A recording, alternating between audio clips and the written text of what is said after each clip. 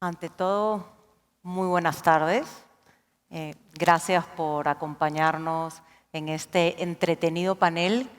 Nos hemos reunido y esperamos realmente que se diviertan un poco. Este panel es la primera vez que en el Instituto de Ingenieros de Minas y en Perumín realmente se incluye un bloque de energía en la cumbre minera. Muy importante porque hay una asociación directa entre el desarrollo minero y el desarrollo de la industria energética en el país y en el mundo. Nuestro bloque de energías limpias, evolución y tendencias globales va a tener una presentación sobre la realidad y el caso chileno, sobre lo que ha funcionado, lo que no ha funcionado tan bien para que nosotros podamos hacer y guiar y tener una guía hacia la transición energética de la manera más adecuada y correcta. Y bueno, yo los voy a dejar con el ingeniero José Venegas, quien nos va a hacer una presentación. José Venegas es ingeniero civil y tiene un MBA. Tiene más de 35 años de experiencia en el mercado energético chileno y latinoamericano. Fue vicepresidente de gestión de energía de Endesa y Enel para Latinoamérica hasta el 2015.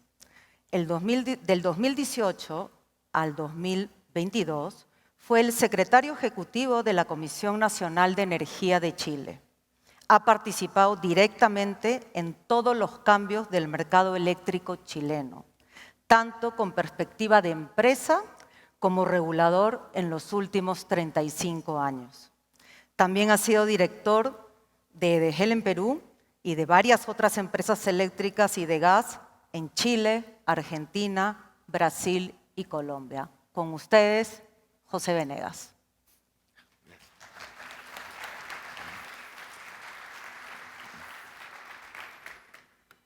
Muchas gracias, Rosa María. Buenas tardes a todos. Muchas gracias al Instituto de Ingenieros de Minas del Perú por esta invitación y a la ciudad, que es una ciudad preciosa, ¿no? Que yo no conocía. Así que muchas gracias. Estoy muy contento de estar aquí para contarles brevemente, espero, lo que ha sido un poco nuestra experiencia, que en el mundo algunos la consideran como notable, ¿no? En esto de la transición a las energías renovables.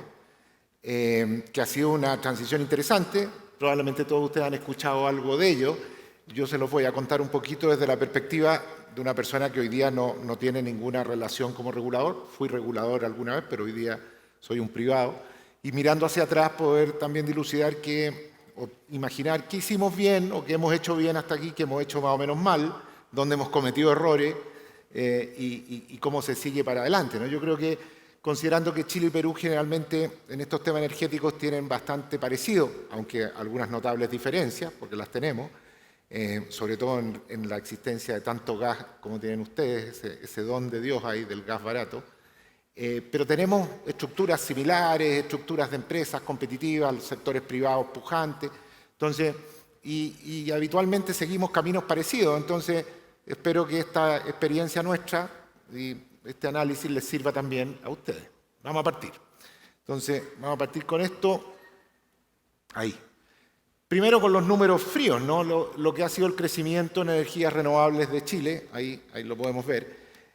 Primero, como el gráfico de la izquierda, como capacidad instalada no se ve muy notable, pero cuando se ve solo en el primer gráfico de la derecha es notable, ¿no? Prácticamente desde 2012, 2013 a la fecha, o sea, en 8 años, en 7 años, el sistema ha levantado una capacidad de energía renovable gigantesca, 13.000 megawatts, 14.000 megawatts instalados en esos años, que en términos de capacidad instalada es como un 30-40% de toda la capacidad, si uno separa la energía renovable no convencional de la hidráulica, porque si uno suma la barrita azul, bueno, es más del 50%, ¿no? La barrita azul, que es la energía hidráulica, pero que Chile tenía un poco de base anterior a esta explosión de energías renovables no convencionales. En el cuadro de la generación, que es el que está a la izquierda, se ve que el peso de la energía renovable, por ejemplo, en el año 2022 ya fue más del 50%, si consideramos la propia energía hidráulica, ¿no? La barra azul. Y en el peso de la capacidad instalada, que es de la derecha el cuadro de abajo, también ya se ve que es notable lo que tenemos en capacidad instalada. Obviamente, como ustedes saben, estas energías tienen factores de planta bajos. La energía solar en Chile se mueve entre el 25 y 28%, la energía eólica parecido.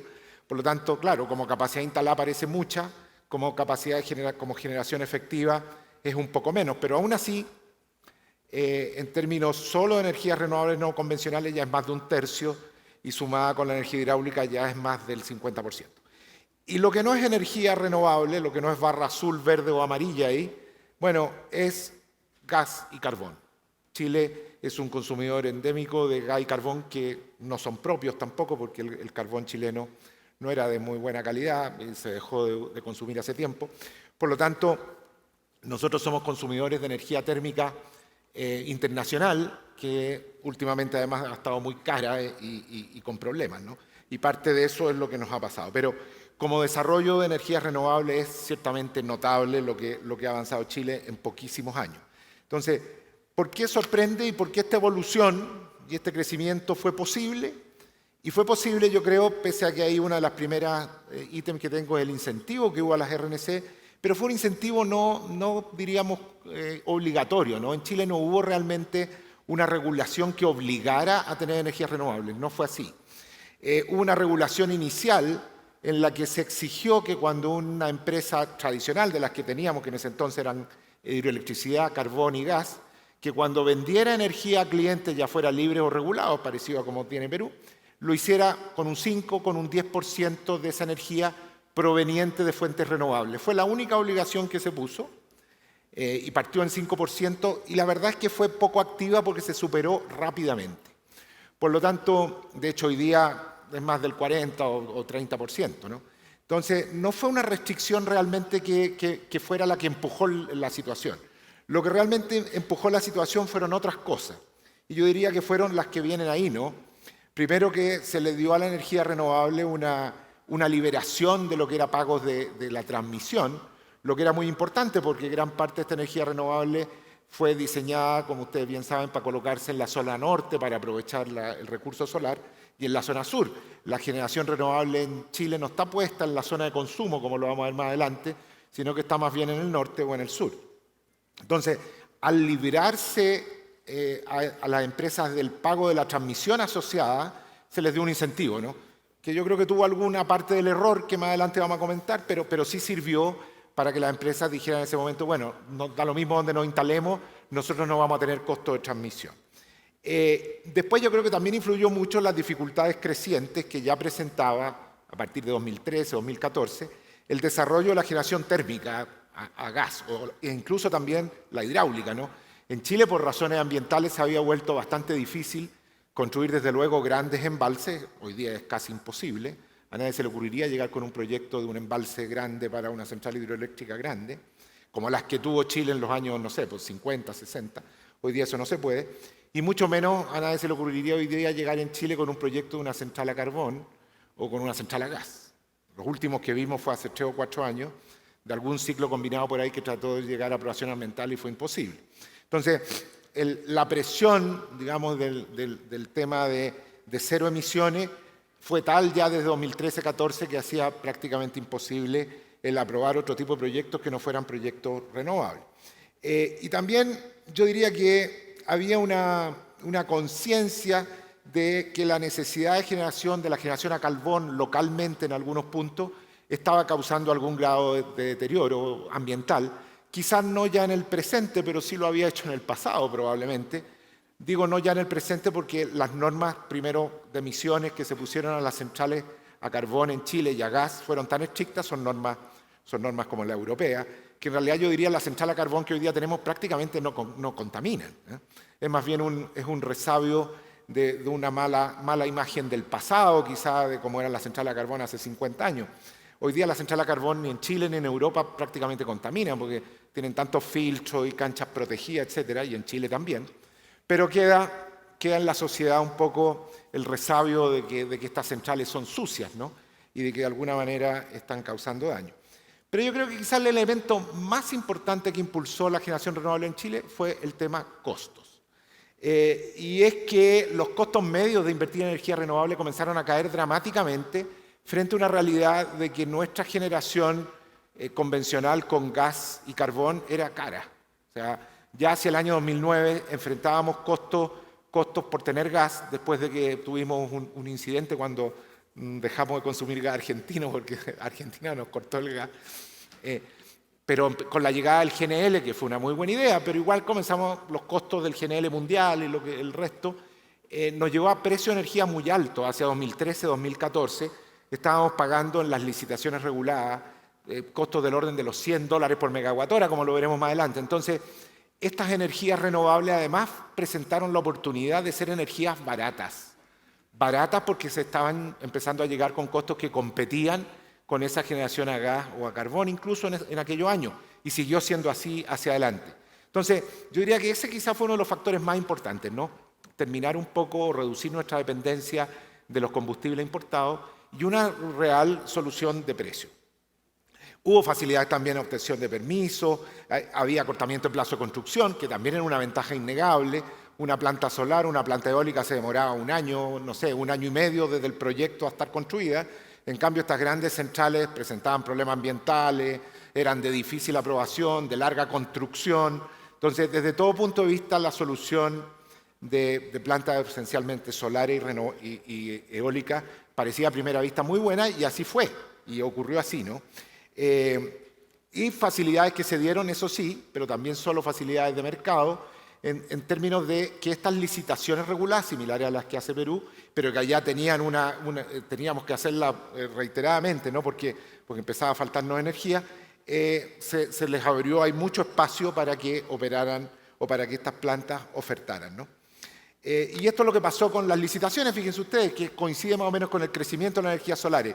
Hasta el año 2013, diría yo, en nuestras licitaciones hacia suministros regulados, participaban esencialmente centrales convencionales, gas, hidroelectricidad, las antiguas empresas de energía convencional, y íbamos en precios de 120, 110 dólares por megawatt hora de oferta, y con esta penetración renovable rápidamente, al cabo de un año, caímos a 70, 50, bueno, el mínimo lo alcanzamos el año 2021, cuando en una licitación el precio promedio, fíjense ustedes, adjudicado fue 24 dólares el megawatt hora.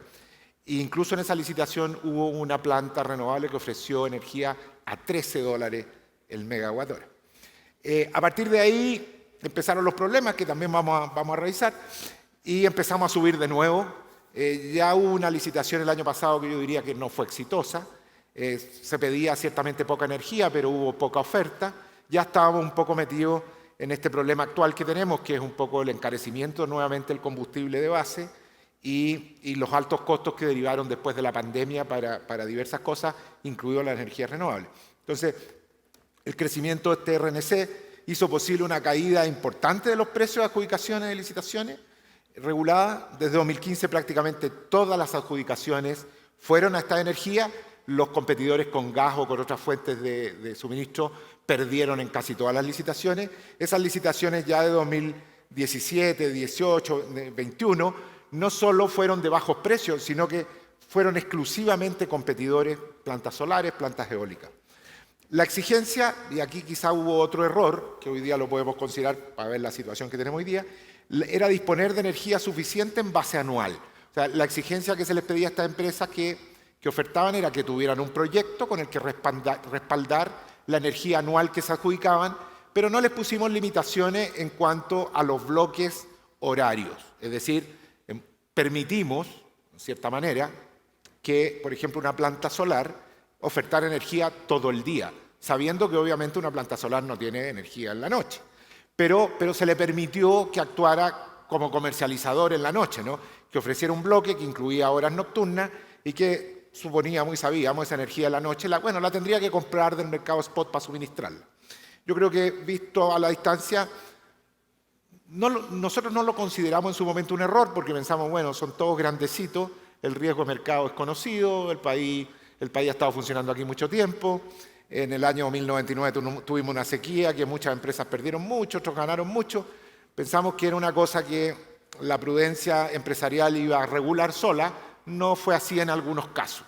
Y yo creo que parte de los problemas que tenemos hoy día es que algunas empresas tomaron riesgos excesivos en esa materia. También el consumo de clientes no regulado se vio beneficiado, ¿no? Pero de forma más atenuada, ya que el consumo industrial exige el suministro más firme. En ese sentido, nuestras empresas mineras y nuestras empresas industriales fueron un poquito más sabias y si bien se han subido con mucha firmeza a esto de tener energías renovables, pero lo han hecho en bloques horarios donde saben hasta dónde llega la energía renovable y saben que en las otras horas necesitan otro tipo de energía. Entonces, el mercado libre industrial y la industria minera en general en Chile no se ha visto tan afectada por esta situación. Bueno, como decía, desde ese entonces y lo que hemos visto en los años siguientes es que ha habido un boom en la explosión de energía renovable. Prácticamente todos los proyectos han pasado a ser renovables. Fíjense ustedes que ahí en el primer cuadro de la izquierda, ya a 2020, a estudio ambiental no se presenta ni un proyecto que no sea solar o eólico. Y en los años anteriores se presentaban algunos pocos, que eran algunas turbinas a gas para dar la punta o cosas así, pero ya prácticamente no hay. También en los cuadros de la derecha se ve que actualmente en aprobación ambiental prácticamente ya no hay proyectos que no sean de energías renovables en términos de generación. Y que además los proyectos de energía en Chile son los que están a la cabeza de la industria. Es decir, hoy día cuando Chile mira qué proyectos son los principales que se están llevando a aprobación ambiental, son justamente proyectos de energía eólica y solares, fundamentalmente. Tenemos un proyecto de esta planta termosolar, que es esta que calienta con sales, no sé si ustedes lo conocen, que apunta a los espejos, ¿no? Que no es de panel fotovoltaico, sino que calienta unas sales, los espejos, que tienen una inercia térmica que les permite operar con calor y echar a andar una turbina a vapor en las noches. No le ha ido muy bien esa planta porque no ha podido funcionar como se esperaba del todo, pero es una idea muy buena porque al final al funcionar se transforma casi en una central termoeléctrica, pero renovable. Y las proyecciones abajo, el cuadro de la izquierda abajo, muestran que realmente, como decía, ya casi sin incentivo, Chile está más o menos hoy día en el 40-50% de energía renovable y está apostando a llegar antes de 2050 probablemente al 100% o 95%. Nosotros creemos que efectivamente esto es una cosa imparable, pero siguen siendo las mismas dos razones quizá, ¿no? ¿Por qué visualizamos solo el desarrollo en términos de energía renovable y no, por ejemplo, gas o hidráulica? Casi por las mismas razones, porque bueno, el gas que tenemos no es propio, el carbón tampoco, sigue dependiendo de las fluctuaciones del mundo.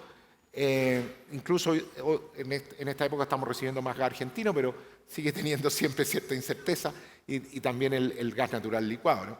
Y el carbón está en retirada, después vamos a ver que hemos entrado en un plan de retiro del carbón.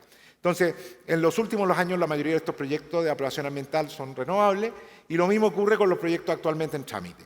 Es decir, Chile está enteramente jugado hoy por las energías no renovables. Vamos a ver ahora qué nos pasa con esto. Esta perspectiva de desarrollo, auspiciosa ambientalmente, ha hecho, sin embargo, aparecer nuevos problemas, ¿no? Como todo en la vida, aquí estamos entrando en un mundo nuevo también en el mercado energético chileno y tenemos nuevos problemas, nuevas cosas algunas que se nos pasaron, otras que hay que corregir. El problema es la transmisión. Bueno, era evidente, nosotros creemos, que aquí podíamos llegar a tener un problema de colapso de la transmisión, puesto que estábamos diciendo que gran parte de esta capacidad se estaba instalando en la zona norte, gran parte en la zona sur, pero los consumos esenciales están en el centro, ¿no? Entonces, por su geografía obvia, los recursos no están o están relativamente alejados de los centros de consumo y por lo tanto lo dijimos muchas veces, bueno, si usted quiere energía limpia hay que construir líneas. Y claro, en Chile todo el mundo quiere energía limpia, pero nadie quiere líneas que pasen afuera de su campo o de sus casas, ¿no? Entonces, no obstante, ha habido un gran salto en transmisión. Chile ha invertido mucho en transmisión en los últimos años, tanto que parte de la plata se ha ido a transmisión. Porque, claro, bajan los costos de generación, pero pagar el sistema troncal hoy se aproxima ya casi a los $20. Y nosotros tenemos un sistema troncal que justamente para liberar a las empresas renovables, en el sistema antiguo las empresas generadoras pagaban por su transmisión para llegar al mercado. A partir del cambio que se hizo, justamente para que no pesara sobre, o al menos claramente sobre la finanza de las renovables, se pasó a estampillar esto y llevarlo a cliente, pero ese cargo ya va casi en los $20. Entonces uno dice, bueno, claro, hemos bajado harto en generación renovable, pero ya tenemos como $20 por megawatt hora por estar pagando todo este sistema de transmisión. Chile siempre ha gastado harto en sistema de transmisión por nuestra geografía, pero ahora es bastante más, porque además se suma un hecho que es innegable, que estamos construyendo sistemas de transmisión para usarlo 8 horas diarias, sobre todo cuando lo hacemos hacia el norte. Entonces, y los sistemas de transmisión hay que construirlos como si fueran para las 24 horas. Entonces, ahí hay un tema.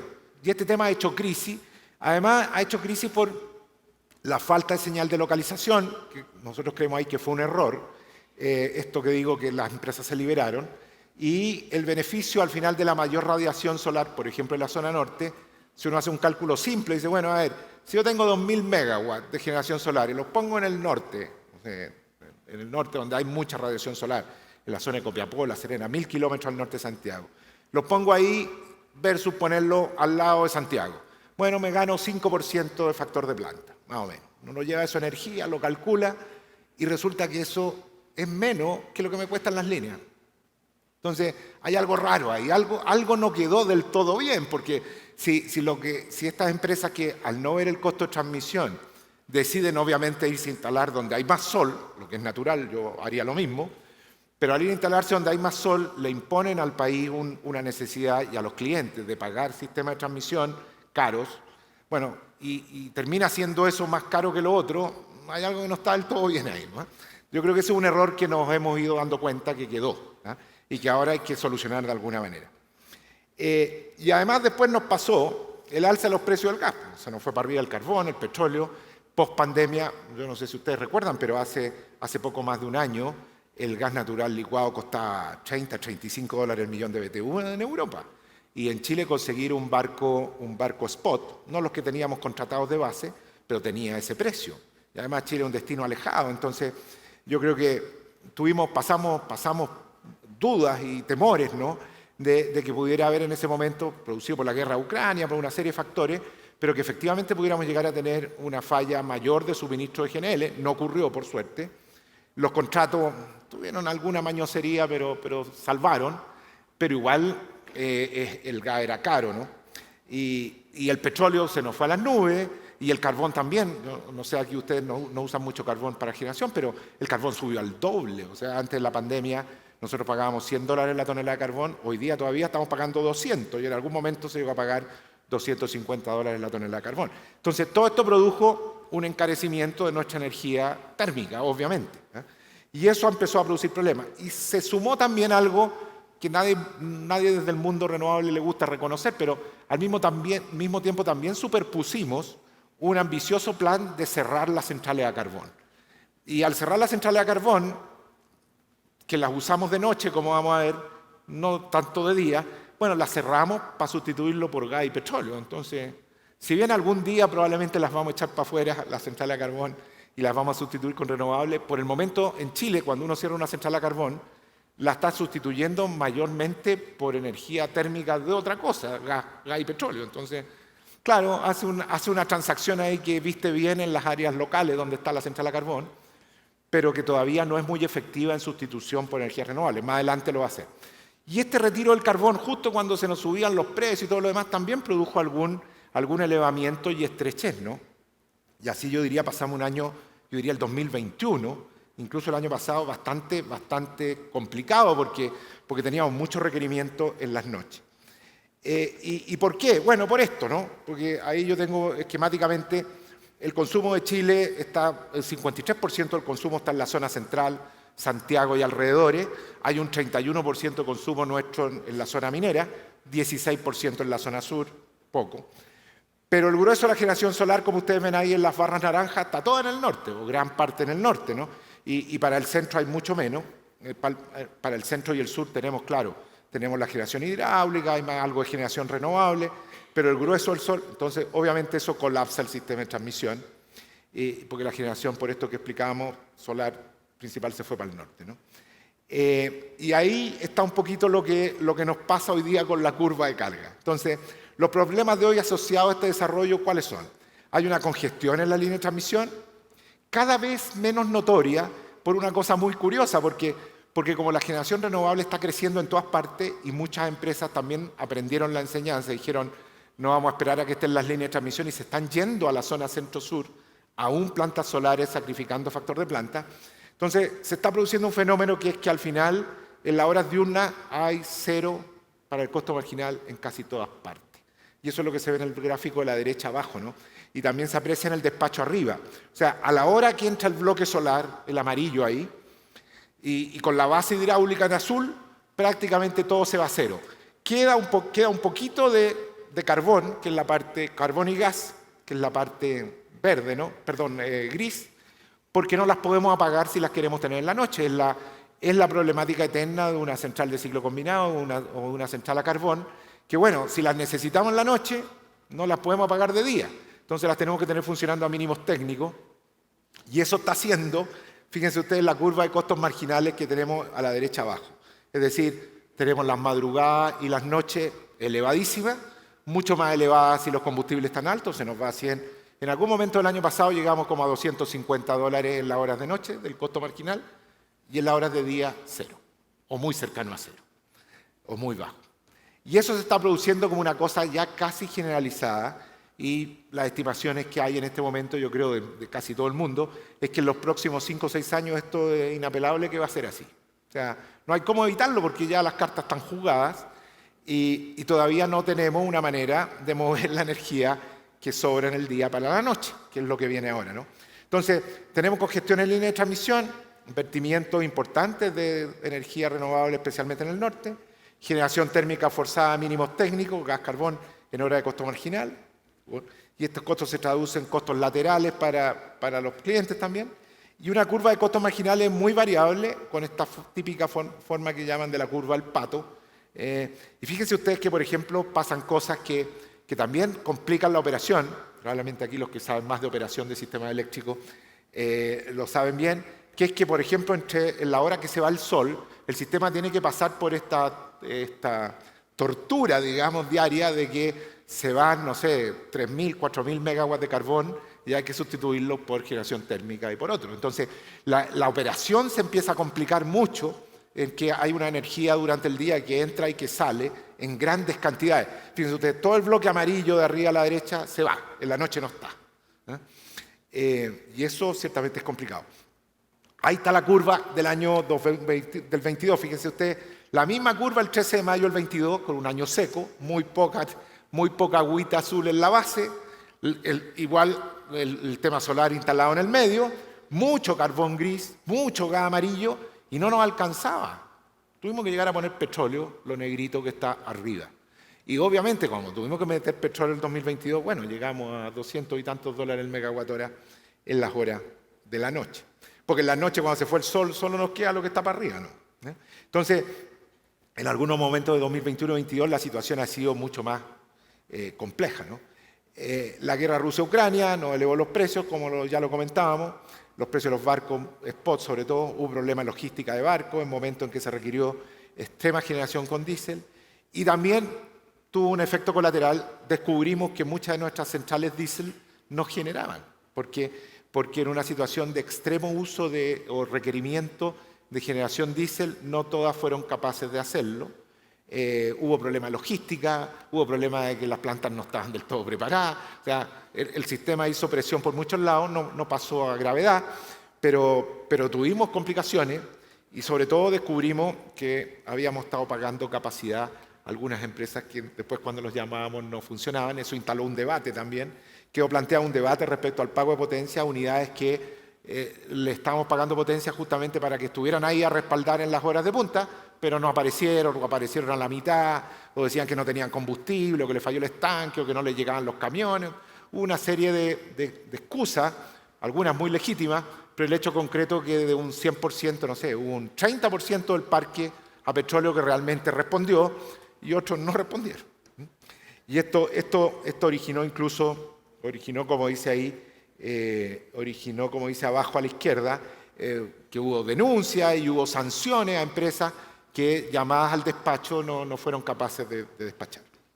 Entonces, los problemas sistémicos que se han traducido rápidamente en problemas de sustentabilidad para algunas empresas, esto ha producido una crisis para algunas empresas, sobre todo renovables, ¿eh? Para las plantas solares que asumieron demasiado riesgo en contrato, y por eso digo que esto de haber dejado que vendieran o comercializaran mucho en la noche, pensando que ellos solos o que las plantas solas iban a hacer su análisis de riesgo, no fue buena idea, ya que hay al menos 3 compañías de generación principalmente solares, que han presentado problemas financieros en la cadena de pago y que francamente han entrado en un proceso casi de quiebra, diciendo que ellas no pueden soportar la carga financiera. Y es obvio, ¿no? Si son empresas que inyectan a costo cero en el día, o sea, cuando inyectan su energía, el marginal que les pagan es cero. Y después cuando retiran energía en la noche para abastecer los contratos hechos a $40 les cuesta 150, o sea, están haciendo una pérdida brutal y no es sorprendente que esto empiece a ocurrir, digamos. Y sobre todo si son empresas que pusieron mucha energía en la noche. Hay otros más prudentes que o no pusieron energía en la noche, eso está muy bien porque, bueno, inyectan a cero, retiran a cero, pero venden a 50. Está bueno, ¿no? Inyecto a cero, retiro a cero, no tengo nada que hacer en la noche, pero me gano 50, estoy bien. Pero inyecto cero, retiro cero, y después retiro en la noche a 150 y vendo a 50 y sí que no da. Entonces, hay algunos de esos que han tirado la esponja, como decimos, han dicho que no pueden seguir sosteniéndolo, y esto ha producido una sensación de que el avance hacia las renovables ha fracasado. Yo creo que eso es un error, porque es una mala política de algunos. Hay otros que han dicho que la culpa es que no estaban las líneas de transmisión, ¿eh?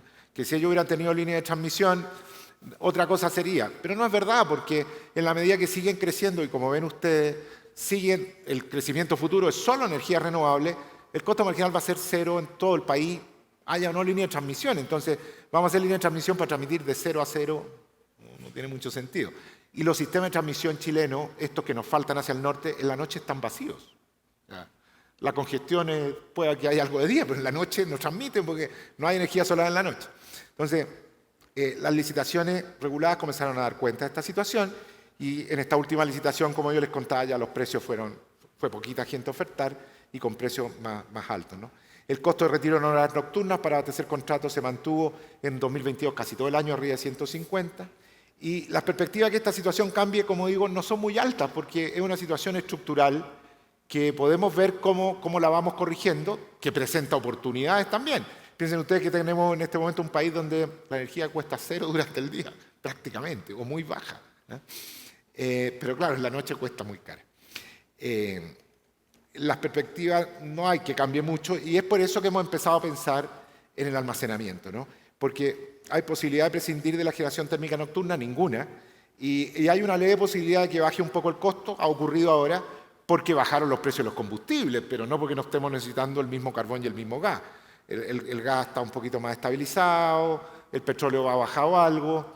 Tuvimos un año hidrológico relativamente bueno este año 2022, yo sé que aquí es lo opuesto, ¿no? Ustedes han tenido un año más seco, pero nosotros tuvimos un aporte hidráulico como no habíamos tenido en los últimos 10 años, entonces eso nos mejoró también, nos ha hecho retirar el petróleo, estamos usando solo carbón y gas, no necesitando petróleo, y eso ha mejorado un poco la situación, pero ha mejorado la situación entre 0 y 80.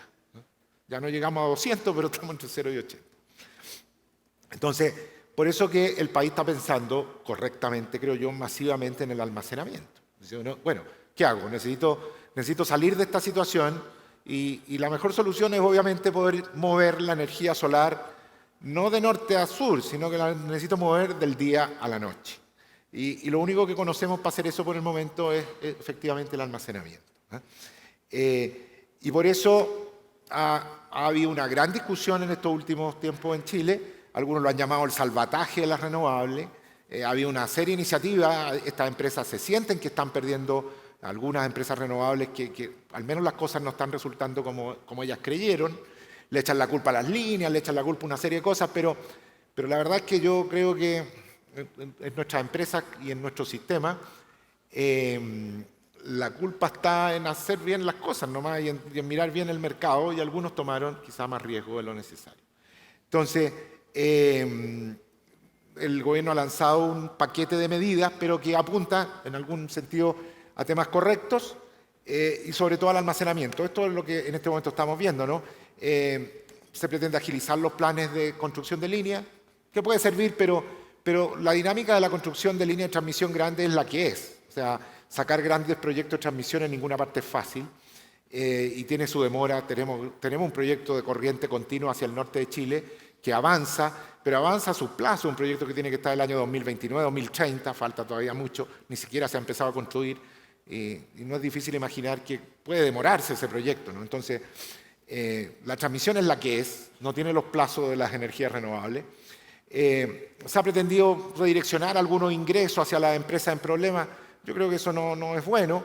El sector de la gran minería protesta con esto porque cada vez que se pretende entregar de alguna manera alguna ventaja suele salir de los bolsillos de los clientes o de ellos, que son clientes libres, digamos, pero que van a veces en estos temas como en el pago de la transmisión. Y sí se sugiere unas licitaciones de capacidad de almacenamiento que yo creo que son buena idea, salvo por el hecho como se plantean. Yo particularmente, personalmente, creo que no debemos tratar de hacer con el almacenamiento lo mismo que hicimos con las líneas, no tratar de llevarlo a que se construya y se distribuya como cargo fijo a los clientes. Ya hay empresas privadas que están haciendo almacenamiento por sí solas y yo creo que los números en este momento empiezan a dar. Con esas diferencias de precio que hay entre la noche y el día, se justifica ya casi la instalación de batería. Hoy en Chile, de los proyectos solares que se están lanzando al mercado, ya hay como 500 megawatts que van con almacenamiento complementario. O sea, están siendo planteados como centrales solares, pero con baterías de almacenamiento. Entonces, el almacenamiento está tomando forma por sí solo privadamente. Entonces, lo necesitamos, pero yo particularmente creo que no necesitamos hacer una licitación y distribuirlo como costo fijo.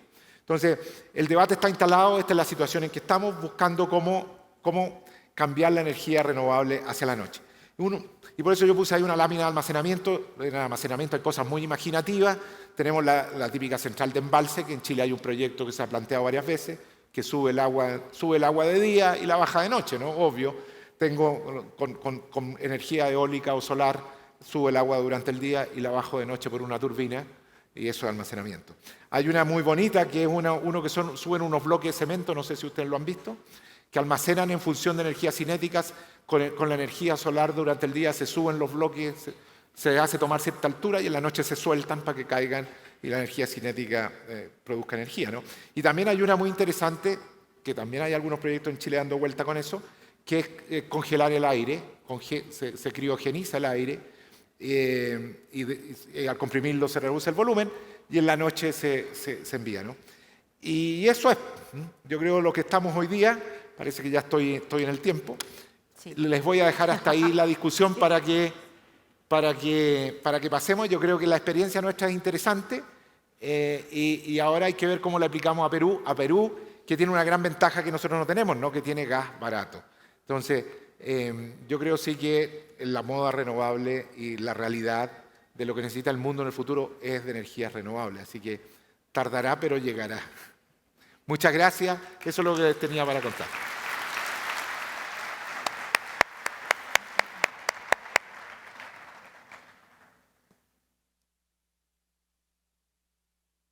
Muchas gracias, José. Gracias por tu presentación. Ha sido bastante didáctico y amplio en cuanto a lo que ha funcionado y lo que necesita mejorarse en Chile, y nos dejas lecciones bastantes para aprender y meditar sobre lo que no tenemos que hacer acá y sobre lo que sí tenemos que hacer y cómo llevarlo adelante en esta transición energética, considerando los recursos que tiene el Perú. Nos toca ahora un panel bastante diverso, porque están encargados de distintos temas. Empezamos con los dueños de casa. Estamos en Arequipa y el ingeniero Butrón y Julia Torreblanca estamos en su casa, así que vamos a comenzar con ustedes. César Butrón, acá a mi derecha, actualmente es presidente del COES, es ingeniero mecánico electricista, graduado de la Universidad Nacional de Ingeniería, magíster en regulación de servicios públicos por la Pontificia Universidad Católica del Perú. César tiene más de 35 años de experiencia en el sector y ha estado en diversos sitios en el Estado, asesorando también en temas muy importantes como la ley de concesiones eléctricas y toda la regulación. Hace ya más de una década que dirige el COES, que es el comité que opera el Sistema Eléctrico Nacional. Y con ustedes, César. César, yo quisiera que en esta ronda nos pudieras hacer, que comentes lo que quieras de la presentación de José Venegas, con la experiencia que tienes y como operador del sistema eléctrico peruano. Y adicionalmente, si me puedes contestar una pregunta para el bienestar de toda la audiencia. Actualmente existen más de 21.000 megavatios entre estudios de preoperatividad aprobados y en evaluación de proyectos renovables no convencionales, de los cuales 4.100 aproximadamente están en Arequipa. ¿Cuáles crees tú que son los retos por enfrentar desde el punto de vista del COES? ¿Estamos preparados para una mayor penetración de las energías renovables no convencionales a esta velocidad? Y si crees que se requieren cambios, ¿cuáles son? Claro que sí. Muchas gracias, Rosa María. Buenas tardes con todos. Un placer estar acá en mi ciudad natal. Me voy de frente a la pregunta para que haya tiempo. Y lo primero es, efectivamente, sí hay un reto y efectivamente no estamos preparados. Pero antes sería bueno que quede muy claro por qué es un reto esta penetración de renovables. Solo van a venir eólicas y solares. Por cuestiones de mercado, eso es lo único que va a venir en los siguientes años. Eso está clarísimo. ¿Y por qué son un reto? Porque las eólicas son como Julio Iglesias. A veces sí, a veces no. ¿No es cierto? Y las solares son como mi primera novia. Justo cuando más la necesitaba, se me desaparecía. A la hora de punta, en la noche. Entonces, ese es el reto que enfrenta un operador. El operador tiene que lidiar con esa variabilidad, ¿no es cierto? Y para eso se necesitan recursos. Hay que tener otras tecnologías que compensen esa variabilidad. Entonces, esas tecnologías sí las hay. Felizmente el Perú tiene agua y tiene gas natural, que son importantísimas para que sigan estando para poder atender esa variabilidad. Y ya José nos ha mostrado que se vienen nuevas tecnologías de almacenamiento que pueden manejar esa variabilidad. O sea, el problema técnico nunca es problema técnico, eso ya lo sabemos todos. El problema técnico siempre se resuelve. Hay que resolver el problema económico y el problema regulatorio. Entonces, ¿cuál es el problema? Que eso que se llama servicios complementarios en nuestra jerga eléctrica, eso que permite tener la variabilidad, tiene un costo. Y ese costo tiene que ser pagado. Hay que resolver temas fundamentales para que eso funcione bien. En estos momentos que tenemos entre 5 y 8% de penetración renovable, es manejable para todo el mundo, para las generadoras existentes, las convencionales, para el sistema, para el COES, etc. Pero cuando eso crezca a los niveles de Chile, evidentemente hay que resolverlo. Y hay que responder preguntas fundamentales. ¿Cuánto debe costar? ¿Cuánto debe costar realmente eso? El precio eficiente, ¿no es cierto? Y quién lo debe pagar y cómo se debe hacer para que se pague. Esas preguntas fundamentales es lo que se llama la creación de un mercado de servicios complementarios. Y eso el Perú no tiene. Entonces, si por ejemplo, acá Gonzalo, que está al frente, se asocia con su amigo y quiere poner un banco de baterías para prestar ese servicio complementario, no va a poder hacerlo, porque no hay regulación, no están escritas las reglas de cómo debe ocurrir eso, como las reglas para que pueda alguien participar y vender servicios complementarios, comprar energía del sistema, a qué precio la compra y luego cómo la inyecta y eso cuánto cuesta. Eso está recontra resuelto en otros sitios, no es ningún problema. Chile lo empezó a resolver muy bien, le falta corregir algunas cosas, ¿no es cierto?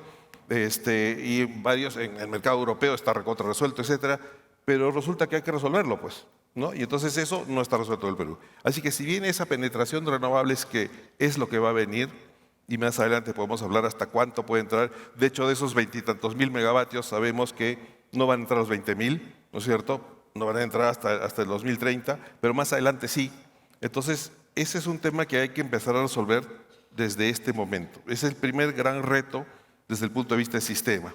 Para el COES, evidentemente el reto es prepararse para manejar todo eso con tecnología, con personal humano, capacitación, etcétera, y por supuesto con presupuesto. ¿Quién paga el presupuesto? Ustedes. Así que no se olviden. Eso por un lado. Y el otro gran reto, que también ya lo mencionó José, es la transmisión. Ahí tengo bastante más que hablar, pero lo dejo para la segunda, para no hablar mucho. Gracias. Muchas gracias, César. Clarísimo.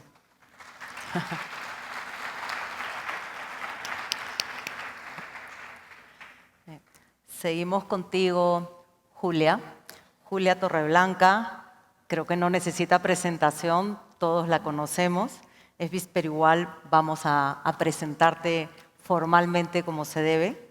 Julia es vicepresidente de Asuntos Corporativos de Sociedad Minera Cerro Verde. Es abogada por la Universidad Católica Santa María de Arequipa.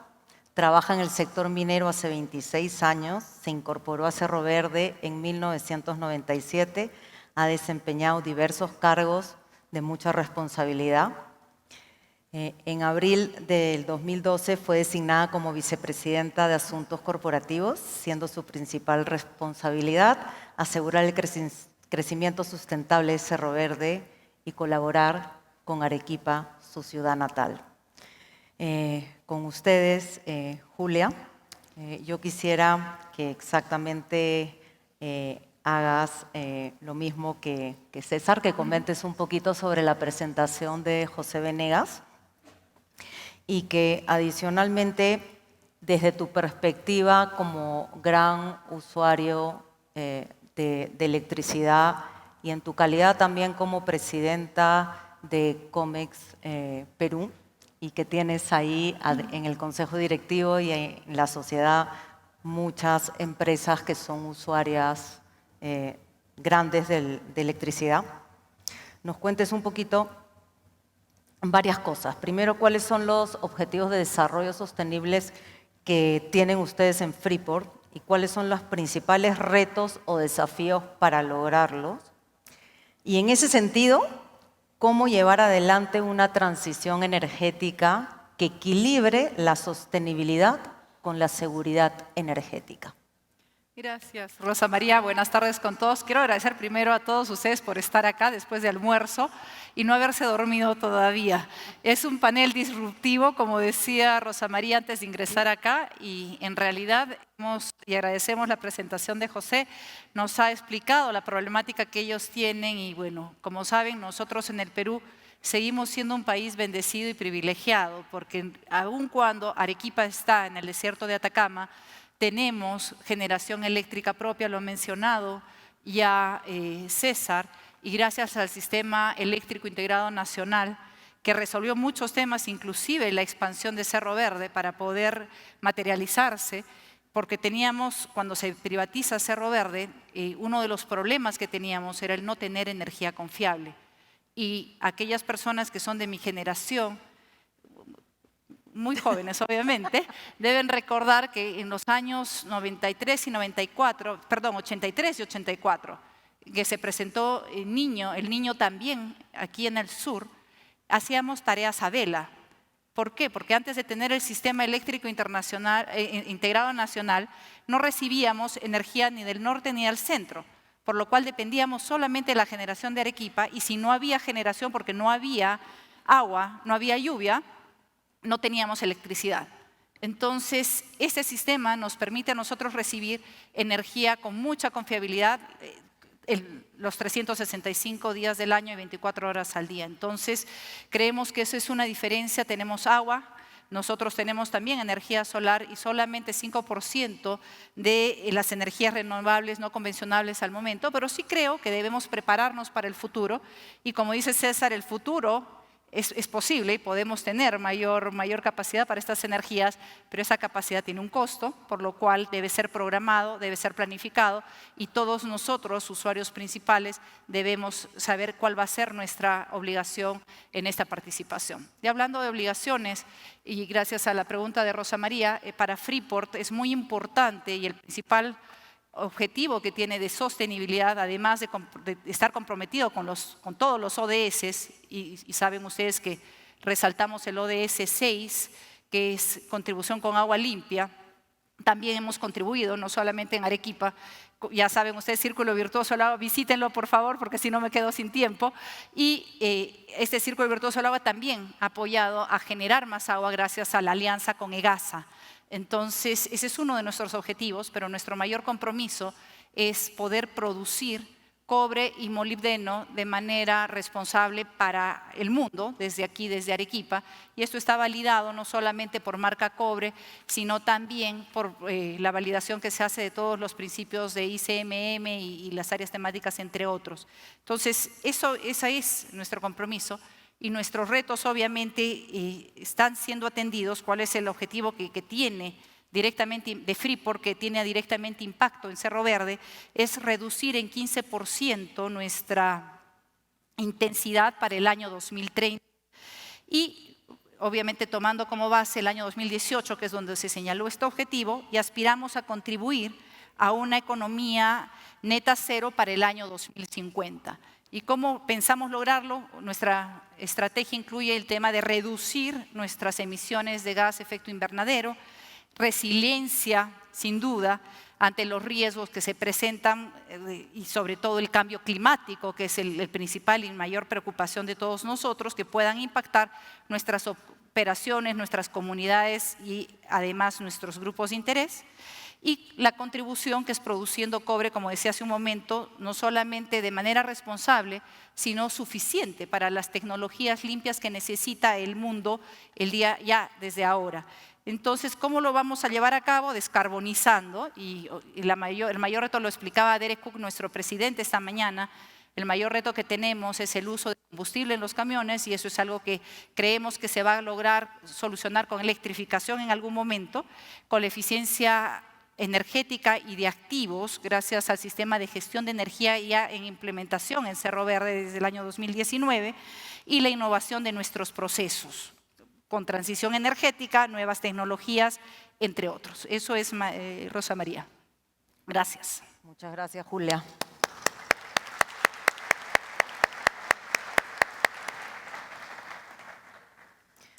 Con ustedes ahora Luis Miguel Castilla. Luis Miguel Castilla actualmente es director ejecutivo de Vidensa Instituto. Tiene un doctorado y una maestría por la Universidad. Estuvo en Johns Hopkins University, después también sus estudios de economía en McGill University. Ha desempeñado diversos cargos en el gobierno del Perú, como todos ustedes saben, tales como ministro de Economía y Finanzas y embajador de los Estados Unidos, en los Estados Unidos. Además, tiene más de 20 años de experiencia profesional en la banca multilateral de desarrollo, habiendo ejercido posiciones gerenciales en el Banco Interamericano de Desarrollo y en el Banco de Desarrollo de América Latina, CAF. Es miembro de Diálogo Interamericano y ha ejercido docencia académica en el MIT y diversas universidades en Estados Unidos y el Perú. El doctor Castilla ha escrito extensamente sobre temas de desarrollo en finanzas públicas, política pública, relaciones internacionales, y en la actualidad ha escrito mucho más desempeñándose como director ejecutivo del Instituto Vidensa, viajando por todo el Perú y dándonos un poco de toda su experiencia de sus diferentes cargos por el Perú y a nivel internacional. Luis Miguel, teniendo en cuenta la conformación de nuestra matriz energética y por otro lado la experiencia chilena, ¿qué aspectos debemos priorizar para llevar adelante una transición energética ordenada y acorde a nuestra realidad social, ambiental y económica? Muchas gracias, Rosa María. Muy buenas tardes con todos. Es un gusto nuevamente estar acá en Arequipa. Creo que es la quinta vez que visito Arequipa este año y muy contento de estar nuevamente acá en el Perumín. La presentación de José Venegas me parece muy interesante. El contraste y los retos hacia adelante. Es evidente que estamos en un proceso de transición ineludible, irreversible, y cómo mejor administrarlo. Creo que ya lo que ha dicho César, lo que ha dicho Julia son importantes, pero yo quisiera poner el énfasis en 4 temas, idea, fuerza, respondiendo a tu pregunta, pero también anotando cuestiones que venían a mi mente a la hora de escuchar a José en su presentación. Lo primero es la importancia del punto de partida. ¿Cuál es la línea de base? Chile hace 10 años tenía 45% de participación de carbón en su matriz energética. 45%. y 20% se ha mantenido más o menos flat la última década de gas natural importado. En nuestro caso, ese punto de partida es absolutamente distinto. Y eso creo que debe plantearnos cuál debe ser la mejor ruta para transitar en este cambio energético que todos apostamos. Pero como él también lo ha comentado, cuando se comienza esta sustitución hacia las energías renovables no convencionales, comienzan a surgir una serie de problemas y de retos, y como bien lo dijo César, el reto no tanto es técnico, sino es un reto económico y es un reto regulatorio. Creo que lo más importante que he escuchado como tercera idea fuerza es que nosotros tenemos una gran ventaja frente a nuestros vecinos del sur, que tenemos gas natural barato y que ese es el socio principal que nos permite transitar a esta reconversión que estamos llevando a cabo. Y lo último y no menos importante, y donde creo que está el tema central, es cuál es el gatillador o el driver de esta transformación de la matriz energética. En Chile fue costos, claramente. Nosotros, que estamos recién estableciendo una transición más en firme, creo yo, tenemos una participación de 8% de las RERs en nuestra matriz, debemos tomar en cuenta que no es tanto es el elemento costo, sino es cumplir con los objetivos de luchar contra el cambio climático, el tema de la sostenibilidad. Yo encuentro que ese es el principal driver de la discusión pública, y eso no toma en cuenta lo anterior, que nuestra línea de base es una línea de base de una energía bastante limpia. Y cuando uno habla de la transición y el driver es ambiental principalmente, y es obvio por qué tiene que serlo, hay dos aspectos que han sido mencionados. Uno quizá no tanto, que es el tema de la competitividad, pero el tema de la variabilidad, el tema de la seguridad en el suministro es absolutamente central.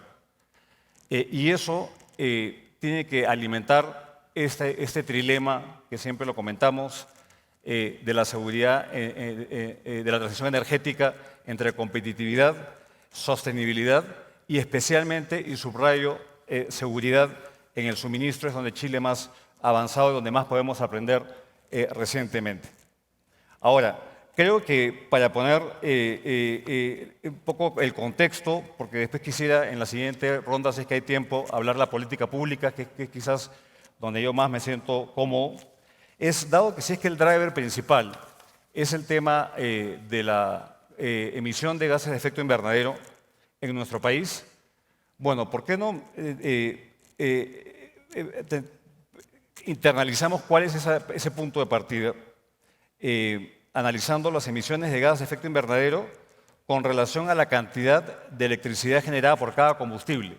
Sabemos que en general los gases de efecto invernadero que se le imputan al sector eléctrico es 5% del total de emisiones.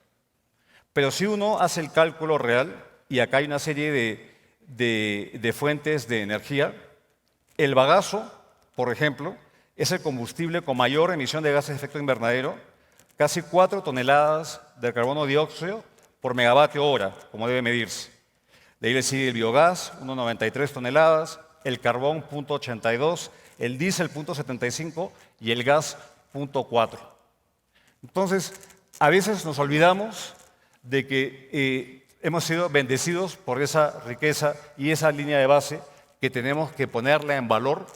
¿Y cómo ponerla en valor?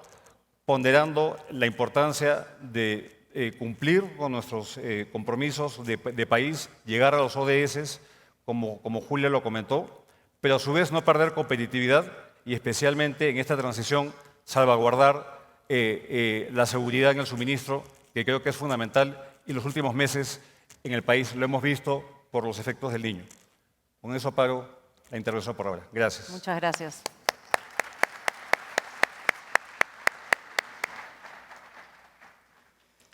Ahora vamos con María Julia Aybar. María Julia es actualmente vicepresidenta de la Sociedad Nacional de Minería, Petróleo y Energía y adicionalmente presidente del Comité Sectorial de Hidrocarburos en la Sociedad de Minería.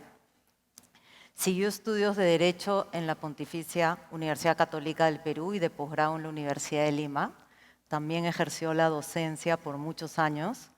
Empezó en el sector de hidrocarburos en Perú Petro y durante casi 10 años trabajó en el Estudio Muñiz y después en Perú LNG. Actualmente es la gerenta general de Perú LNG y en su calidad de presidenta del sector hidrocarburo de la Sociedad Nacional de Minería, Petróleo y Energía, nos va a dar sus impresiones sobre la presentación de José Veneas también y adicionalmente nos va a dar un poco el paraguas de cómo ve el sector hidrocarburos toda esta transición energética. Yo quisiera, María Julia, si además de darnos la visión, que un poco nos digas cómo ves todo esto desde tu punto de vista, desde el punto de vista también del gas, hacia el ingreso progresivo de mayor energía renovable no convencional de la red y con toda esta capacidad que estamos viendo de 21.000 megavatios en diversidad de estudios actualmente. Muchas gracias, Rosa María. Bueno, en primer lugar, quiero agradecer por la invitación de participar en este panel. Obviamente es un honor para mí hacerlo con las personas que están aquí. La verdad que algo que me ha impresionado es que en estos días aquí en una cumbre minera, creo que la palabra que más se ha repetido y que más he escuchado es la descarbonización. Eso es lo que más se ha dicho, lo que más se menciona.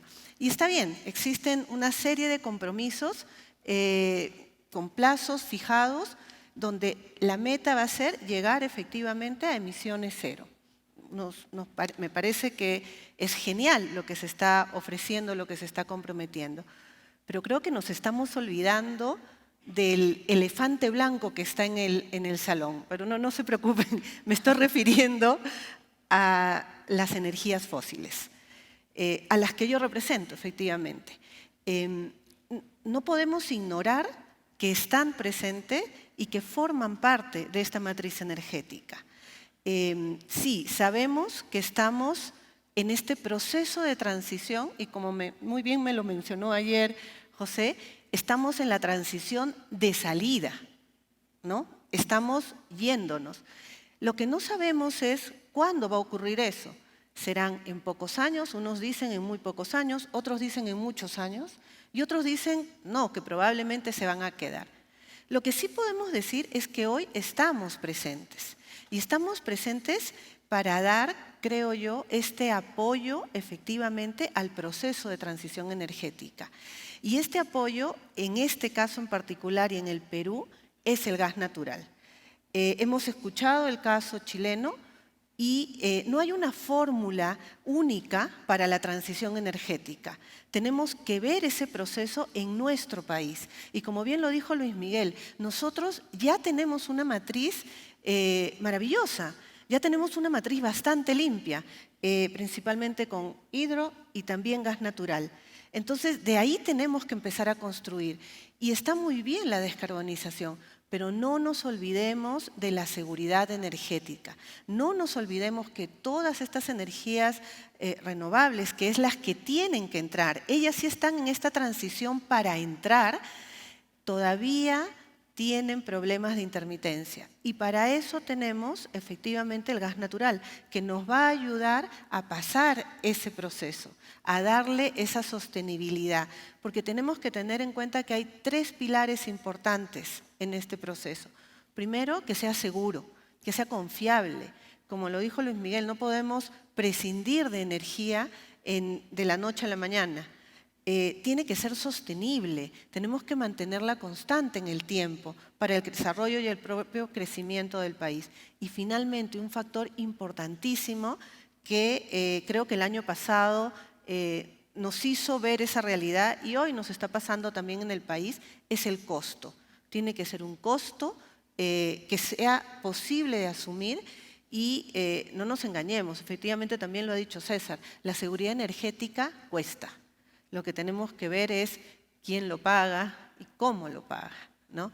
Pero sí, estamos presentes todavía en este proceso y creemos que somos una pieza importantísima en el proceso de transición energética, específicamente con el gas natural, que tiene dos elementos importantes.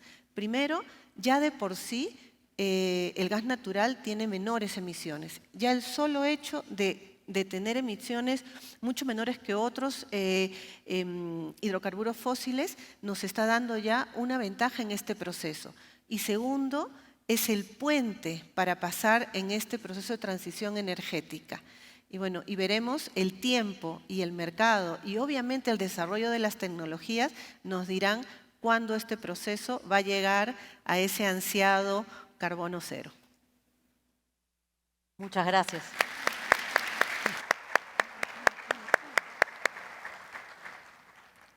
Nos vamos ahora con la segunda ronda de comentarios y preguntas.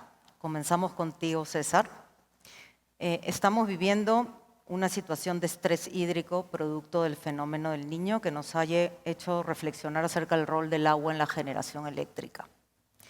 Dado que contamos con importantes centrales hidroeléctricas en todo el país, ¿es posible pensar en enfocar el desarrollo de infraestructura hídrica como embalses que nos permitirían un mejor aprovechamiento de los activos de generación instalados y del recurso hídrico durante todo el año? Sí, a ver, antes de contestar tu pregunta... Y te tengo que preguntar algo. A ver. ¿Con quién te casaste? Pues después de que me dejó la solar, con una geotérmica, pues. Porque miren, me costó mucho tiempo y dinero el desarrollo, la exploración, pero cuando por fin lo conseguí, ya era estable, permanente, muy confiable y muy caliente.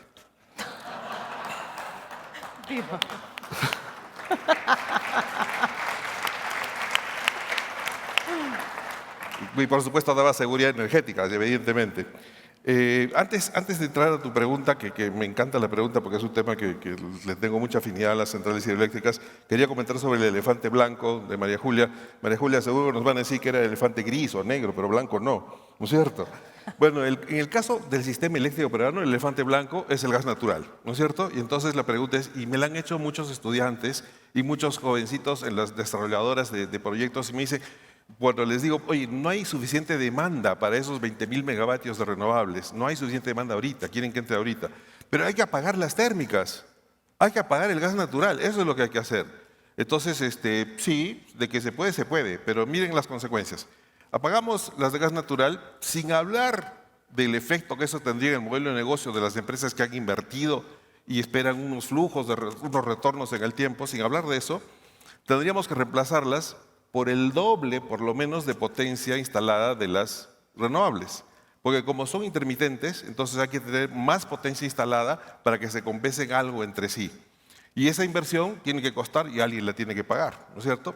Pero bueno, supongamos que lo hacemos. Entonces, no sé qué pasó con los que apagamos la central térmica, entran un montón de solares y eólicas, y entonces ahora, pero esas no brindan servicios complementarios. ¿Quién los va a brindar? Las baterías. Sí, pues, entonces hay que poner un montón de baterías. ¿Y eso es gratis? No, cuesta, y cuesta un montón. Entonces alguien tiene que pagarlo. Entonces, hablando de descarbonización, prescindir del elefante gris en el sistema eléctrico peruano no tendría ningún sentido ahora. Probablemente en el futuro, cuando haya baterías de sodio y esas baterías nuevas que están desarrollando y sean ultra baratas, y cuando termine la vida útil de las centrales térmicas que están funcionando, y cuando ya el gas de camisea supongo que ya no exploraron más, no sacaron más, sí. Pero de acá a los siguientes 10, 15 años, no es posible eliminar al elefante gris. Eso, para saberlo, eso es así, eso va a ser así, no hay otra opción, salvo que haya una imposición tremenda desde el punto de vista del gobierno, ¿no? Pero hay que reconocer costos. Pero entonces alguien dirá, bueno, ¿y la generación distribuida? Eso es la solución. Con generación distribuida ubicada dentro de las ciudades resolvemos todo. Bueno, lo siento, pero yo opino que la generación distribuida sirve dentro de las ciudades. Pero para la gran minería, ¿la generación distribuida le sirve de algo?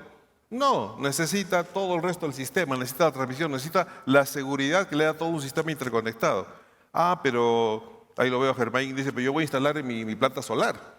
Y ya, pero ¿se va a atrever a instalar su planta solar por la totalidad de su demanda para no depender o pagar doble al sistema interconectado para tener un respaldo? Entonces, tampoco. Así que por ahí tampoco es. Y sobre las hidroeléctricas, serían la solución absolutamente, porque las hidroeléctricas tienen demasiadas externalidades positivas. Leí ayer que acá mismo Perumín se dijo que la minería ilegal estaba eliminando como 2.600.000 hectáreas, ¿no es cierto?, que han desaparecido. Y entonces, ¿cuál es el gran obstáculo de las hidroeléctricas? Ah, el reservorio, porque se inunda unos cuantos centenares de hectáreas, entonces, miles de hectáreas de repente, ¿no? Pero ese precio a pagar por tener una energía confiable, renovable, limpia y totalmente controlable, y que además genera más cosechas al año, evita inundaciones, da el recurso para el consumo humano. Todas esas externalidades positivas de las hidroeléctricas deberían bastar, son superiores al daño que causa inundando un área definida. Pero lamentablemente el mercado manda y por ahora son demasiado caras, toman demasiado tiempo desarrollar, hay demasiada oposición ambiental, social y hasta política, así que con toda una gran pena, porque teniendo el Perú el potencial que tiene centrales hidroeléctricas, 57.000 megavatios es nuestro potencial técnico, no teórico, el teórico es 200.000, 57.000 megavatios es nuestro potencial técnico, no creo que las hidroeléctricas vayan a ser opción.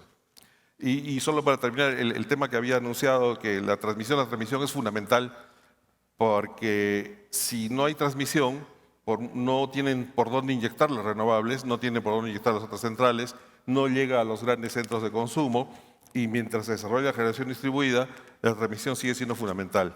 No nos va a pasar el problema de Chile, que el sur se va a llenar de solares y de pronto van a tener costo cero y no van a tener que hacer mucho curtailment, porque el sur importa la mitad de su energía del centro. ¿Generada con qué? Adivinen, con gas natural. Entonces, importa la mitad de la energía, bueno, y hidroeléctrica, por supuesto. Entonces, hasta que haya tanta solar en el sur, que se inviertan los flujos, porque se importa más o menos 1.200, 1.400 megavatios actualmente acá al sur, en pico, hasta que se genere tanta solar que invierta los flujos, va a pasar muchos años. El peligro es otro. Se llena el sur de centrales solares fotovoltaicas, ¿no es cierto? Disminuye o vuelve cero la importación desde el centro en la mañana. ¿Y qué hacemos en la noche? Tenemos que llamar al elefante gris o quemar diésel en el sur. Entonces, ese sí es un peligro.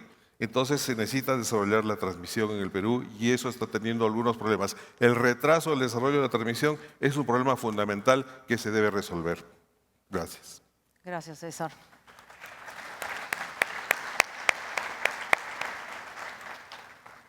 Nos estamos quedando con una agenda pendiente y muchas tareas que vamos a tener que desarrollar y gestionar para destrabar varias cosas. Vamos contigo, Julia, ahora. Dado que la transición energética es un proceso que involucra a todos los sectores económicos, ¿cuál consideras que será el reto oportunidad para la minería, asumiendo que el ingreso de nuevas tecnologías implicará una mayor demanda de minerales? ¿Qué falta para que como país minero podamos afrontar de la mejor manera este reto y oportunidad al mismo tiempo? Gracias, Rosa María. Y en realidad coincido con lo que han dicho no solamente César, Luis Miguel y María Julia. Y yo les decía hace rato que el Perú está bendecido tanto con agua como con gas natural, pero tiene la oportunidad de generar energía solar, entre otros. Sin embargo, creo que la mayor oportunidad para el sector minero es seguir contribuyendo a esta transición energética con la producción responsable de minerales como, por ejemplo, el cobre. Y ese es el reto que tenemos, el poder desarrollar todos aquellos proyectos en exploración que ya nos han comentado ampliamente desde el día lunes hasta hoy, y que están pendientes de ser resueltos para garantizar esa producción segura de cobre que necesita el mundo, no solamente el Perú.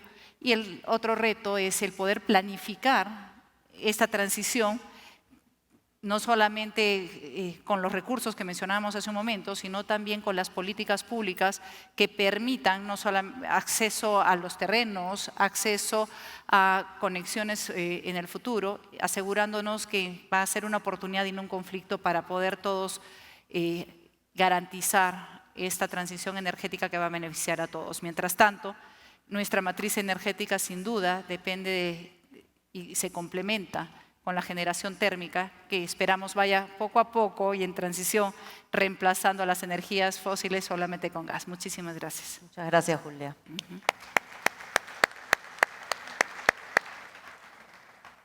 Pasamos ahora contigo, Luis Miguel. ¿Qué políticas públicas se pueden proponer para lograr una transición energética equilibrada? Creo que partiría pidiendo coherencia. Para empezar, y no hay mucha coherencia últimamente en las políticas que se llevan a cabo en el ámbito energético. A la vez se subsidia el GLP, el GNB y se promueve la electromovilidad. Entonces hay un poquito de confusión respecto a cuál debe ser esa política a futuro, como un primer punto. Algo interesante, muy valioso que dijo José Venegas en su presentación, que acá lo anoté, es esta no imposición de una cuota determinada. Ahora vamos a pasar de 8 a 20 o a 30 de las energías de las RERs. Y no tengo nada contra las RERs, ojo, pero creo que hay que hacerlo de manera inteligente, como ya comenté, y equilibradamente. Y plantear cuotas creo que no es necesariamente la forma como lograr capitalizar esta riqueza natural que tenemos.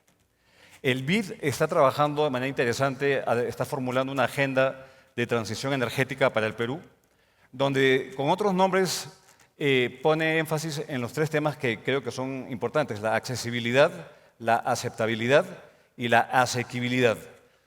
Es un trabalenguas, pero que es lo mismo, de competitividad, de sostenibilidad y seguridad en el suministro. Dos temas que son importantes para cerrar. La importancia en transmisión.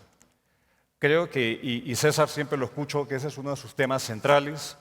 Creo que en este mundo en el cual estamos transitando hacia otras formas de energía, la transmisión se vuelve absolutamente necesaria.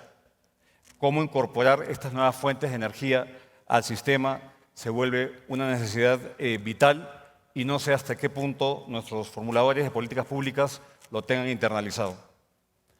Lo segundo es almacenamiento de energía. Yo creo que esto es un tema de costos o servicios complementarios, suplementarios, como se dijo, es parte de esto, pero creo que en los proyectos que se están discutiendo en el Congreso no se está necesariamente poniendo el énfasis en ello. Y creo que lo último, y con esto es el mensaje que yo dejo, es que creo que ahorita la tarea es cómo desplazamos al diésel. El diésel hoy en día es importado, caro y contaminante. Y si ponemos nuestro énfasis en eso, o propiciando nuevas centrales hidroeléctricas o nuevas RERs, con todos estos cuidados que hay que tomar, o por qué no, impulsando más gas natural.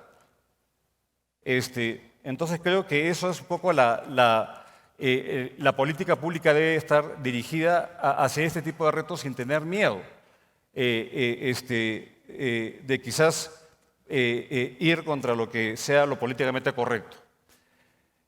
Nada, yo creo que nuevamente agradezco esta oportunidad porque creo que es un tema que da para mucho, pero el tiempo ya se acabó. Muchas gracias. Gracias.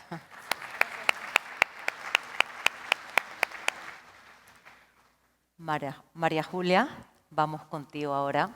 Creo que en función de lo que han comentado ahora César y Luis Miguel, ¿podrías tú terminar cerrando la complementariedad entre el gas natural y las energías renovables, de tu experiencia y de tu conocimiento sobre la transición energética, como lo has llamado, de salida y de entrada. Gracias. Gracias, Rosa María. Sí, efectivamente. Nosotros tenemos que enfocarnos no solamente en este espacio tan pequeño que es el que Luis Miguel explicó, que tenemos enfocado en la parte de la generación, ¿no? Y está muy bien, tenemos que tratar de cada vez migrar esa matriz energética a una matriz más limpia con la entrada de energías renovables. Pero como peruanos, como Perú, que tenemos gas natural, no nos olvidemos que hay otras formas de colaborar en este proceso de transición o en este proceso de la reducción de emisiones. Estamos saltando, creo yo, algunos pasos que aún podemos dar. El gas natural, como dije, ya es bastante limpio. Sí, sigue siendo una energía fósil, pero no nos olvidemos que es una energía fósil más limpia que otras que tenemos en el mercado. Entonces, el gas natural de por sí ya puede ayudarnos en ese proceso, hacer que los residenciales migren a gas natural o las industrias cambien el diésel por gas natural, que es lo que dice Luis Miguel, o que podamos efectivamente ingresar con gas natural vehicular. Nos va a ayudar efectivamente a atacar una de las actividades más contaminantes que tenemos, que están identificadas dentro de las NDC que estamos tratando de reducir. Entonces, sí, está bien enfocarnos en lo que es la seguridad, en la matriz energética, pero no perdamos el foco de que tenemos un producto que es bueno, bonito y barato y que podemos también con él seguir en este camino de la reducción de emisiones. Y es ahí donde queremos, desde nuestro sector en hidrocarburos, impulsarlo. Sabemos que este tema de la masificación es muy complejo, ¿no? Hay muchos lugares donde no podemos hacer llegar el gas natural, pero hay formas alternativas y creo que todos sabemos que a través de camiones y GNL estamos llevando gas natural hacia el norte y al Perú. No es la masificación ideal, pero es lo que hay. Y ya nos está ayudando a reemplazar otros combustibles, otros hidrocarburos fósiles más contaminantes. Y también tenemos que decirlo, el GLP también es un hidrocarburo que también tiene menores emisiones frente a otros alternativos que hay en el mercado. El GLP también es de fácil transporte, llega a muchos lugares donde no llegan otro tipo de energías. Y por eso es que no queremos satanizar efectivamente a las energías fósiles. Sí, como dije, estamos de salida, ya me voy, pero mientras estemos acá todavía somos parte de esta matriz y tenemos que trabajar de manera conjunta, tenemos que complementarnos. Somos lo que yo creo, sobre todo el gas natural, este respaldo que le va a dar esta seguridad energética tan importante para nuestro sistema. Muchas gracias.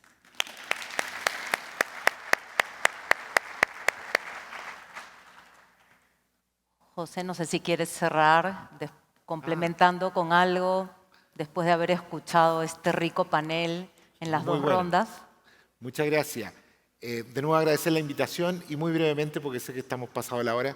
Sí, decir quizá que en esto uno tiene que estar también un poquito preparado para lo que no espera. Nosotros cuando entramos al tema de las renovables, por todas las razones que hemos discutido, y es cierto que el costo fue una de las importantes, a diferencia de lo que pasa en Perú, que tiene este regalo, ¿no?, de tener el gas barato, pero nunca imaginamos que la cosa iba a evolucionar tan rápido. Entonces, decir que al final Chile, Perú, todos estamos inmersos en un mundo que está en una carrera loca por avanzar razonablemente hacia la energía renovable y parar el efecto invernadero, ¿no? Y lo que cabe esperar en los próximos años son cosas asombrosas en esa materia. Cosas asombrosas que nos van a impactar en todas partes, ¿no? Impactan a la velocidad del rayo. La primera central solar en Chile costó, no sé, $200 el megawatt hora, la última se ofreció a 13. Entonces, hay que estar preparado también para lo que no sospechamos que pueda ocurrir. Entonces, vienen tiempos asombrosos en esta materia. Yo creo que el mundo de la energía es asombroso y Perú tiene una situación difícil al mismo tiempo que atractiva, ¿no? Con esto tener un recurso tan barato, pero hay que estar preparado para lo inimaginable. Eso, y muchas gracias por la invitación. Muchas gracias.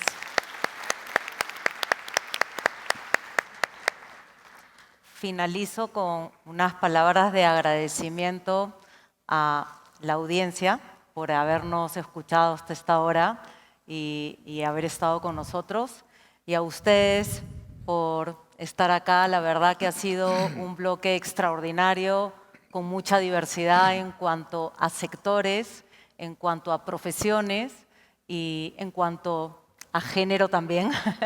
y nos quedamos con una tarea larga que yo podría resumir en 30 segundos. Políticas públicas consistentes, preocuparnos por, en la actualidad, por los cuellos de botella que podamos estar teniendo en la transmisión y poder ayudar al COES para que el plan de transmisión que elabora cada 2 años realmente se plasme, y para eso tenemos que hacer una lista de tareas, que tenemos que estar enfocados en lo que hoy tenemos. Las energías renovables no convencionales, así como llegaron a todos lados, llegaron al Perú también para quedarse, es el desarrollo, pero no tenemos que dejar de lado la seguridad energética, y tenemos que estar agradecidos, como ya lo han dicho acá, de que somos un país bendecido que tiene todo. Tenemos minerales, tenemos agua, tenemos sol, tenemos viento, tenemos gas, y tenemos una gente maravillosa para poder seguir saliendo adelante. Trabajemos en conjunto. Muchas gracias.